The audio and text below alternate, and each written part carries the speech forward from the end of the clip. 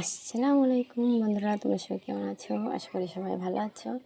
এই তো আমি চলে এসেছি, আজকে বেড কভারটা কাচবো তাই তুলে ফেলে দিলাম। এবার একটু পরিষ্কার করে নেবো।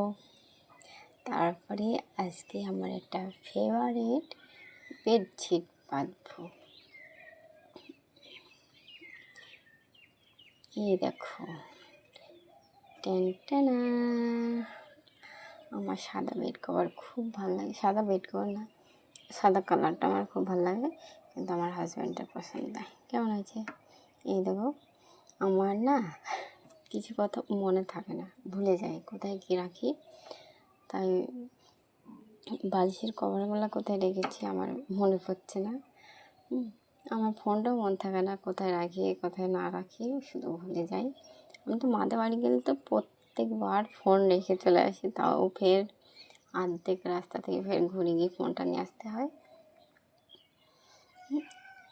কিন্তু মানুষের আঘাত দেওয়া কথাগুলা এইগুলা মানে কষ্ট দেওয়ার জন্য মনে হয় বুকের ভেতরে থেকে যায়।